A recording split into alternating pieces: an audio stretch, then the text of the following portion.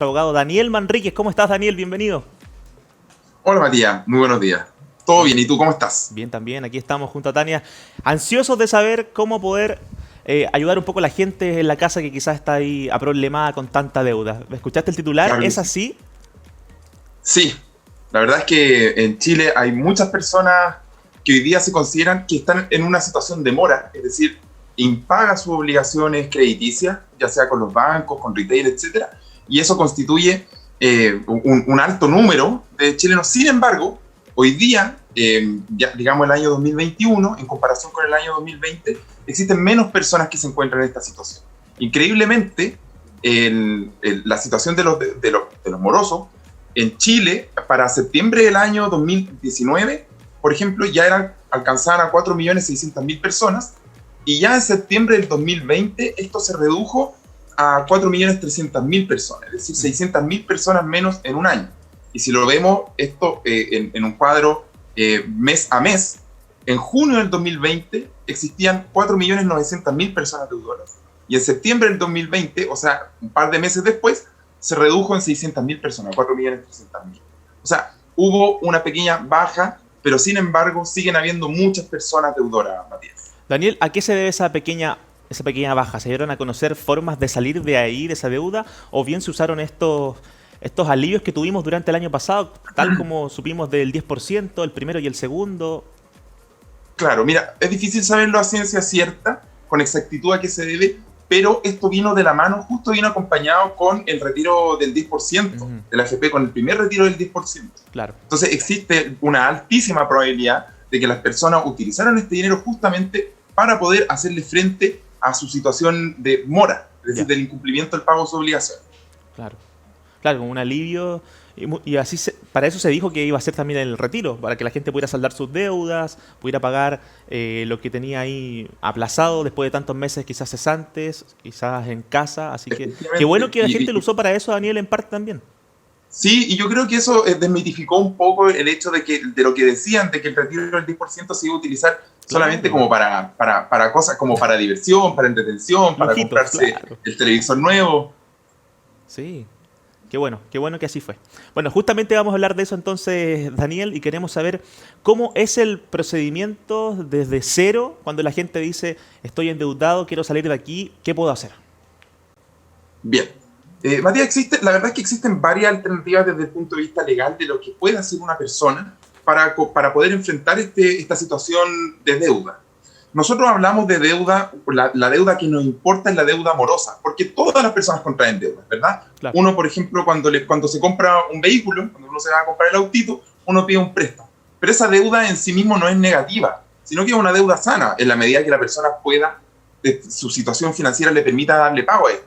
El crédito hipotecario, por ejemplo, también, cuando una persona se compra un inmueble, un departamento, una casa, esas son deudas sanas, ¿verdad? Pero la deuda entra a un estado crítico cuando el dinero mensual, lo que la persona gana mensualmente, no le permite, no le permite pagar todas las deudas que tiene, ¿verdad? Entonces, ahí estamos hablando de una situación crítica de las personas, y ahí es cuando las distintas herramientas legales comienzan a operar. Una alternativa que tiene la persona, la principal alternativa, y es la más clásica y la más rápida, digamos, es repactar directamente con los bancos. Y esto es una alternativa que muchas personas toman.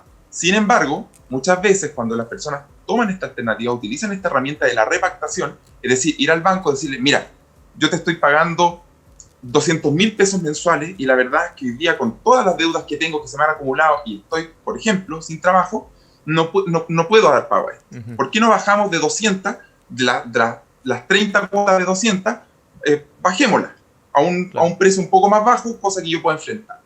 Lamentablemente, el único problema que tiene esto es que el banco o el retail, o ya cualquiera sea la institución a la cual nosotros le debemos este dinero, pueden decirte que no.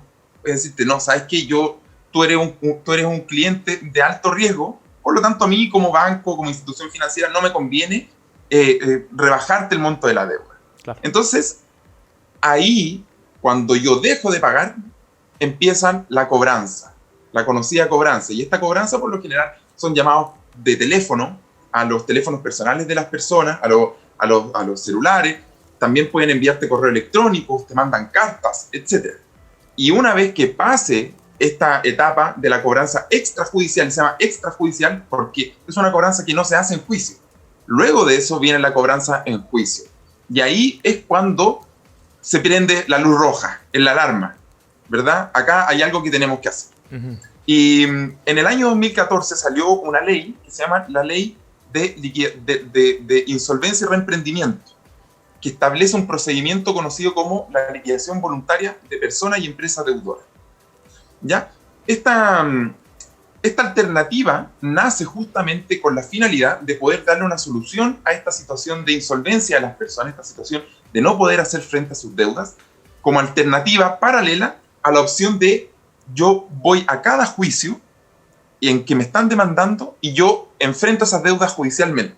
Yo pongo excepciones y dilato el juicio y trato de hacer un abandono del procedimiento. Para evitarse todo eso, el Estado, digamos, sacó, el legislador, el Congreso, sacó esta ley en la que se permite, mira, no te enredes con todos estos problemas, tú entrega todos los bienes que tú tienes, todo, o sea, todo aquello que no es embargable, tú entregas todos estos bienes, va a haber una tercera persona llamado el liquidador que va a agarrar estos bienes, los va a administrar, los va a rematar, los va a liquidar, lo genera plata con tus bienes y se lo entrega a los acreedores, a todo lo que tú le debes. Okay. Y una vez que tú hagas eso, finalizado el procedimiento, tus deudas quedan en cero. Y acá surge la gran pregunta, Matías. O sea, que si yo entregué, por ejemplo, entregué mi auto, entregué los bienes que guarnecen mi hogar, por ejemplo, los escritorios, entregué un computador, entregué mis televisores. Y todo eso, cuando se liquidó, cuando se remató, dio 1 millón de pesos, por darte un ejemplo. Pero resulta que mi deuda era de 15 millones de pesos. Claro. Entonces, ¿realmente esto va a quedar en cero? Y efectivamente, Matías, este procedimiento permite extinguir todas estas deudas, las deudas dinerarias. ¿Ya? Aunque no con tus bienes llegues al monto total de la deuda. Aunque no llegue al total de la deuda, o sea, efectivamente, este procedimiento permite extinguir y quedar en cero. Ya, lo veo así. Lo veo como un castigo, entonces. Parece algo mágico. Claro, es que lo veo como si fuera como un castigo, como una pena, como algo que, bueno, con esto yo creo que vas a aprender con esta lección de quitarte tus cosas, no sé, lo veo como por ese lado un poco, como una lección que la persona tome y no vuelva a cometer el mismo acto de endeudarse si sabe que no va a poder pagar en un futuro. Por ahí lo veo. Exactamente. Y que de verdad... Daniel, las cosas cuestan demasiado conseguirla, cuesta tener un autito, cuesta tener las cosas de la casa, así que de verdad está súper bueno tener la previsión de no endeudarse mejor a llegar a pasar por esto, Tania, ¿no? Claramente, pero a veces también es un poco inevitable no tener que endeudarse, ¿verdad? Pasa mucho que familias, clase media sobre todo, en ocasiones piden hasta un crédito para poder pagar las deudas que tienen y ahí poder quedarse solo con una deuda más grande para poder abarcar, que está de poquito a poco. También está con el tema de la repactación, que ocurre muchas veces que, claro, uno decide repactar, y eso también lo digo como experiencia, y finalmente una vez termina pagando hasta el doble por los intereses y finalmente era mejor quizás esperar un tiempo más que terminar repactando, que claro, lo presentan como una solución, pero muchas veces uno termina pagando más de la cuenta, pero claro, en el momento no tiene otra escapatoria. Es una solución parche por el momento, claro, te rebajan un poco la cuota, uno se siente un poco más aliviado, pero al fin y al cabo te extienden el plazo y terminas pagando más de lo que correspondía. Claro, a largo plazo uno dice así como, pucha, en realidad a lo mejor si no hubiese repactado yo hubiese terminado esta deuda, pero sigue aumentando que los intereses y que le agregan un poquito más, entonces claro, igual eso también juega en contra al momento de decidir a pagar las deudas. Sale claro un poquito como del presupuesto que uno puede tener también. Por supuesto. Efectivamente. Mira, y qué bueno que tocaron ese punto, Tania y Matías. Hola, Tania, no te había saludado a ti, perdón. No te preocupes. Qué importante ese punto. Eso es lo que nosotros en el rubro conocemos como el bicicleteo. Yo creo que ya lo han escuchado también hablar de eso. Las personas, en verdad, cuando se encuentran en una situación de insolvencia, una situación de deuda, sufre distintas cosas. Uno es el amedrentamiento excesivo de la cobranza, porque la cobranza, la verdad, lo que genera es un estado en la persona de un malestar, es un malestar psicológico. Y en este malestar psicológico, obviamente, te lleva a tomar ciertas decisiones que muchas veces escapan de esta racionalidad que uno tiene de calcular lo que uno debería hacer, ¿verdad? Agarrar una planilla, ver cuáles son mis opciones, comunicarme, por ejemplo, con un abogado para que me instruya qué es lo que puedo hacer, en qué estado me encuentro. ¿Es crítico lo que estoy? entonces, en vez de hacer eso, las personas en este estado que se encuentran toman la decisión de endeudarse con otras instituciones financieras para poder pagar la otra deuda y con la convicción de que en algún momento yo esta otra deuda que tomé también la voy a poder financiar. Y efectivamente te empiezan a comer los intereses, los reajustes, y de pronto una deuda que era de 200.000 pesos ya está en 300.000 pesos y uno se pregunta, ¿cómo es esto? ¿Cómo es que llegué a este estado? Entonces, mi recomendación es que cualquier persona, en el momento que se encuentra de su estado de deuda, es súper importante que se informen. Yo sé que que las personas no tienen las personas, el interés del conocimiento, de la información sobre toda esta materia, por lo general viene cuando la persona se encuentra en una situación crítica o en una situación final, ¿verdad? Pero es importante cuando uno detecta, mira, parece que el jefe de la pega está empezando a despedir a mis compañeros, a mis colegas. Oye, fíjate que estamos viendo que la tasa de desempleo está aumentando radicalmente. Cuando uno está en presencia de eso, por ejemplo ahora con la pandemia, uno tiene que preguntarse cuál va a ser mi futuro en esto, y no dejarlo solo al arbitrio, sino que con seguridad ir a consultarlo. Fíjate que existe un montón de estudios jurídicos que se dedican a la defensa de personas deudoras, y yo te aseguro que muchos de estos estudios te van a dar una orientación y consultarlo. Hoy día la disponibilidad de abogados es enorme y muchos abogados se han dedicado a esta materia, entonces hay que informarse antes de que el problema ya esté de una gigantesco, antes de que yo tome una decisión que me vaya a llevar al precipicio. Claro. ¿Verdad? Sí. Pero cuando la persona ya se encuentra así, y muchas veces, yo no quiero decir que las personas son culpables de esta situación, porque si a ti te despiden por un hecho que es por necesidad de la empresa, por ejemplo, esa culpa no es por culpa del trabajador. El trabajador quedó sin pega y lamentablemente toda esa carga crediticia que tiene en su espalda va a tener que hacerle frente de alguna manera, y si no puede hacerle frente de alguna manera, bueno, está esta solución. Pero en el procedimiento de liquidación voluntaria, que es del cual estamos conversando ahora, Mati y Tania, es importante saber algunas cosas. Primero, la persona tiene que entregar todos sus bienes, ¿verdad? Pero salvo aquellos que son inembargables. Por ejemplo, tu cocina, tus utensilios de cocina, tus herramientas de trabajo. Ustedes, por ejemplo, que son profesionales, son periodistas o son profesionales de la televisión, sus herramientas de trabajo son sus teléfonos, ¿verdad? Ustedes trabajan con su teléfono, uno llama a todo el mundo. Hoy día es una herramienta de trabajo casi para cualquier persona. Sí. Bueno, ese teléfono, por lo tanto, vendría a ser inembargable, incautable en este caso. También, por ejemplo, un artesano que tiene su maquinaria de trabajo, que tiene ciertas herramientas de trabajo, esas tampoco se van a incautar. Sin embargo, bueno, la cama tampoco. La cama tampoco se te puede incautar. Pero el televisor, el microondas, un horno accesorio al que tú tengas como utensilio de cocina, etc.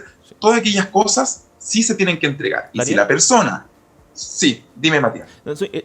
Para que sigas con el mismo punto. Me nombras todos los artefactos dentro de la casa, pero la casa en sí, ¿la casa no se puede embargar? Eso es lo que... a ese punto iba a llegar, Matías, justamente. Si tú eres propietario de un inmueble, tú tienes que entregar tu inmueble. O sea, si tú tienes un departamento, si tú tienes una casa, tú tienes que entregar tu casa al liquidador para que el liquidador la remate. Y con eso se pagan las deudas. ¿Ya? Es súper importante para la persona cuando toma la decisión de someterse o no a este procedimiento, es ver cuál es mis activos, cuáles son mis bienes, cuáles son las cosas de las que yo soy dueño, claro, y cuál es el total de las deudas que tengo. Porque si yo tengo un inmueble, y en verdad me ha costado mucho poder llegar a esto, porque yo sé que es muy difícil para las personas poder comprarse un inmueble, quizás lo que le conviene no es un procedimiento de liquidación voluntaria, claro, porque va a perder un patrimonio muy importante. De años. Entonces, en ese caso, hay que estudiar otras posibilidades. Claro, sí. Bueno, hay que pensarlo bien y vuelvo a repetirlo. Mucha gente hoy en día ha tomado la decisión quizás de ir saldando sus deudas poco a poco dentro de lo que se puede y tomar la decisión de no adquirir bienes, no adquirir cosas materiales cuando no hay dinero. Yo he escuchado de mucha gente cercana que así lo ha hecho. Bueno, si no tengo dinero, no lo voy a comprar. Si no me hace falta, no lo voy a adquirir. Lo voy a adquirir, voy a ahorrar. Me voy a dar un plazo de 3 meses para juntar esta platita y me voy a comprar recién lo que necesito después de eso, pero no voy a entrar a un crédito para seguir endeudándome, que también puede ser una buena opción y así empezar a salir poco a poco de las deudas. Claro, y lo que también pasa mucho es que la gente también se siente presionada al momento de que tiene una deuda, porque tenemos algunas empresas que llaman por teléfono hasta 15 veces al día para recordar que uno tiene una deuda. Entonces, claro, uno en la desesperación, en la presión, uno toma en el fondo la primera opción que se le aparece, ya sea repactar, endeudarse de otra forma para poder pagar lo que ya debe, porque se sienten presionados, o sea, están llamando constantemente, estoy hablando hasta 7, 8 de la mañana, y lo digo porque a mí también me ha pasado. Entonces claramente uno llega a un punto y dice ya, ¿qué es lo que tengo que hacer? Y como no encuentra otra salida, claro, decide endeudarse, y esto va como una bola de nieve, en el fondo va creciendo cada vez más si uno no puede como organizar, o bien simplemente no le da para cubrir aquellas deudas que ya tiene. Es verdad. Bueno, hoy en día también hay algunas leyes que están para protegerte de esos llamados insistentes, molestosos, ¿no, Daniel? Efectivamente. Bueno, el CERNAC financiero justamente viene a precaver estas situaciones. A ti, por ejemplo, solamente te pueden llamar en días y horas hábiles. A ti no te pueden llamar un día domingo a las 10 de la noche. Eso está prohibido. Y de hecho, a las personas que... Eso ya constituye una conducta de acoso por parte de la institución acreedora a quien uno le debe el dinero. Por lo tanto, es súper importante.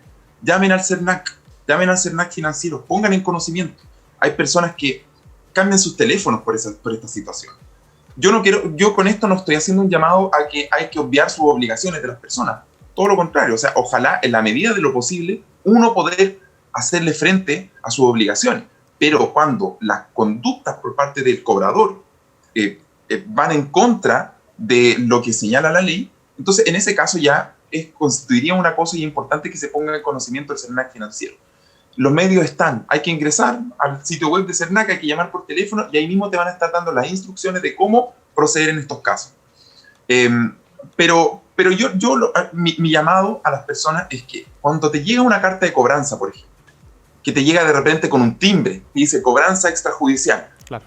Lo primero que la persona piensa, que obviamente muchas personas no tienen amigos, quizás que sean abogados o familiares que lo sean, que te puedan prestar una mano en estas situaciones, la persona piensa, chuta, me metí en un juicio. Y muchas veces resulta que esta carta de cobranza no es de un juicio, sino que es una cobranza extrajudicial.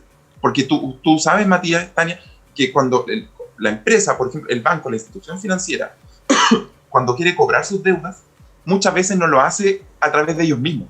O sea, no es que la empresa o el banco directamente contrate a una persona que te vaya a cobrar, sino que contratan a una segunda empresa de cobranza y ella es la que se hace cargo. Y utilizan herramientas que están al límite, que están súper al límite, porque le dan a entender a la persona. Por ejemplo, yo hoy día, Matías, ingreso una demanda al Poder Judicial, lo primero que esa demanda sea acogida o no, esa demanda el tribunal me la provea o no, me va a salir un certificado que se llama el certificado de envío. Entonces, yo agarro este certificado, lo imprimo, lo pongo en una carta y te digo, mira, te estoy demandando. Y la persona dice, chuta, me están... Pero resulta que esa demanda no cumple con los requisitos legales para que en verdad se pueda tramitar en juicio. Pero la persona que no lo sabe piensa, chuta, ¿en qué lío me metí? Claro. Y esas son medidas que están al límite de la legalidad. Mira. Daniel, una consulta. Sí. Bueno, hablando un poco de este tema de las empresas que insisten mucho con llamados telefónicos, ¿qué sucede en el caso de que llamen desde números privados? Porque claro, antes llamaban desde números normales y uno por último tenía la opción de hasta bloquearlo si era mucho, pero ahora llaman de números privados, números desconocidos que uno ni siquiera tiene la opción de ver cuál es el número o de bloquear la llamada. ¿Qué se hace en ese caso? En ese caso, si es que, a ver, si el número es privado y yo no contesto, lamentablemente no tengo cómo saber a qué se debe, ¿verdad? Ahora, si la persona toma la decisión y contesta ese llamado y le dicen, te estamos llamando de la empresa tanto, que estamos haciendo la cobranza de una deuda que tú tienes con tal banco, en ese caso la persona tomó conocimiento de cuál es la cobranza y hay que poner en conocimiento del CERNAC esta situación. Lamentablemente es difícil poder saber, hay poco control que uno tenga desde el punto de vista práctico sobre qué es lo que se puede hacer ante esta situación tal. Claro que sí. Bueno, Daniel, queremos hacerte una pregunta que también nos llega por acá. En caso de que me sume a esta quiebra personal, ¿también se embarga el sueldo durante el procedimiento? Acá hay que hacer una pequeña distinción. Una persona cuando se somete al procedimiento de liquidación voluntaria puede que esté trabajando o no, ¿verdad? Muchas veces las personas están cesantes, por lo tanto no reciben ningún sueldo. En otros casos la persona sí trabaja y cuando está trabajando bueno, está en esta situación de insolvencia que no puede dar abasto con su sueldo para el pago de las deudas. Y si la persona, tú cuando ingresas la solicitud de la liquidación voluntaria, cuando sale una resolución del tribunal, cuando el tribunal dicta una resolución que se conoce como la resolución de liquidación, en un plazo de 3 meses contado a partir de este mes, si la persona gana más de 1,5 millones de pesos, se incauta todo aquello que es superior a 1,5 millones de pesos, pero solo por 3 meses. Okay. Es decir, si la persona gana 2 millones de pesos, en el mes 1, 2 y 3 siguiente a la resolución, se incauta lo que exceda el 1,5 millones. Pero después del 4º mes en adelante ya no se te incauta nada más. O sea, para que lo dejemos bien claro, si estás ganando 2 millones de pesos, te van a quitar 500 lucas de deuda. O sea, te vas a quedar con 1,5 millones de pesos en tu bolsillo por 3 meses. ¿Y por qué 3 meses, Daniel? ¿Qué pasa después de los 3 meses? Mira, la verdad es que no tiene una explicación, no tiene un fundamento. Esto es así como simplemente la ley lo señala. Ya, okay. Ahora, si uno quiere encontrarle la razón, cuál es el espíritu de la norma, yo creo que existe una cierta sanción que se esconde detrás de esta norma que quiere hacer el legislador en el fondo para que la persona deudora que gana más de 1,5 millones de pesos, bueno, tú para vivir bien en Chile necesitas al menos, que son 56 UFs, ¿ya? Que puede ser que en 5 años más 56 UF sean 1.600.000. Pero en el fondo el legislador dice, estas 56 UF es con lo que un chileno puede vivir bien, o sea, pagar lo mínimo. Más encima, tú cuando ingresas a este procedimiento de liquidación voluntaria, tú dejas de pagar todas tus deudas. O sea, se dicta la resolución de liquidación, claro. Estés tú ganando o no ganando dinero, tú dejas de pagar todas tus deudas. Entonces, claro, ya no tienes la carga de pagar 1 millón de pesos en deuda, sino que ese 1,5 millones te entra líquido a tu bolsillo. Súper. Bueno, estamos bien claritos. No sé si, Tania, ¿tienes alguna otra consulta? Sí, tengo una última pregunta.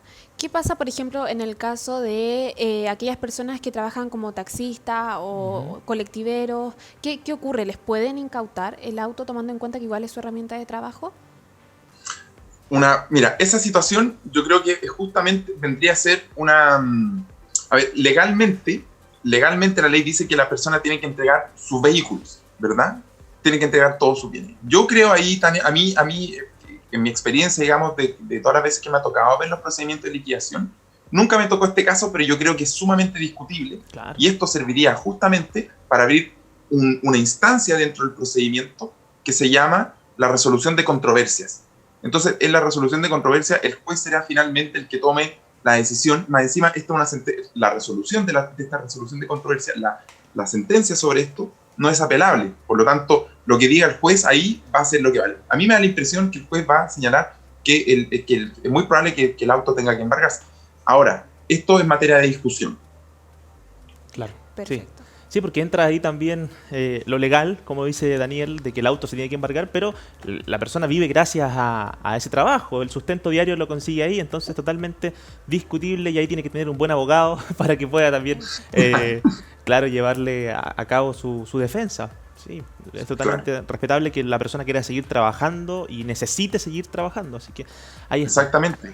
Claro que sí. Exactamente. Y ya para... Una última acotación, este procedimiento, para que la gente lo sepa, es un procedimiento que se hizo pensando que iba a durar 7 meses. ¿Ya? Iba a ser entre 4 o 7 meses, que iba a ser mágico todo esto, que uno entra. La verdad es que tantas personas han ingresado, se han sometido a este procedimiento, que los liquidadores concursales, que son los que están a cargo de esto, de intermediar entre el deudor y los acreedores, han tenido una carga de trabajo muy, muy grande. Y los procedimientos se están alargando y están durando inclusive 2 años, incluso más de 2 años. Así que si una persona toma la decisión eventualmente de ver si es que puede ser o no un candidato para este procedimiento, que contemple que al menos 2 años de su vida va a estar en esta situación. Claro. Daniel, me llegó la última pregunta que la encontré súper buena y creo que mucha gente quizás se la está haciendo. Después de declararme en quiebra, ¿puedo optar nuevamente a algún crédito o a algún bien personal? Ya, legalmente sí. Legalmente esta ley se hizo justamente para poder reincorporarse a esta vida financiera, ¿verdad? Al mundo financiero. Pero hemos visto en la práctica que a muchas personas los bancos le tienen cierto temor de recontratar y de dar nuevamente crédito a las personas que se sometieron a este procedimiento. Claro. Entonces vemos que esta posibilidad de reemprender muchas veces se ve obstaculizada en la práctica porque si bien hoy día existe una ley que protege los datos personales, los datos financieros de las personas, es decir, una vez que a mí me sacan de DICOM, los bancos no pueden tener conocimiento de que yo estoy en DICOM, que yo estuve en DICOM. No pueden saberlo. Sin embargo, existe una creencia de que puede ser que los bancos igual mantengan esta información, lo cual no se sabe. A mí me ha tocado ver casos de recursos de protección que se hacen en contra de los bancos, pero nunca se ha logrado probar. Pero el banco podría negarse diciendo, no, tú eres una persona, el banco no quiere contratar contigo. Por eso, la alternativa que le va quedando a la persona, al menos al principio, es regenerar su situación financiera, su credibilidad crediticia, poco a poco. Y es bueno que tenga una cuenta RUT después del procedimiento, es bueno que tenga ahorros, es bueno que tenga una libreta de ahorros, porque si bien quizás el banco X no me va a dar un crédito, puede ser que el Banco del Estado eventualmente, conociendo cómo yo en el fondo quise mejorar mi situación, yo cambié en mi forma de adquirir deuda, que puede ser que nuevamente te den crédito, Matías. Súper, educación financiera que hace tanta falta en este país, ¿cierto, Tania? Deberían enseñarnos desde el colegio un poco de educación financiera. Pero claro, es el sistema, es el juego un poco de dejarnos ahí un poco a la deriva y que cada uno vaya conociendo y aprendiendo poco a poco. Y por eso es que te agradecemos estar aquí con nosotros, Daniel, hoy día miércoles. Agradecido. Muchas gracias. Te mandamos un abrazo. Igualmente. Chao, Matías. Chao, Tania. Un abrazo.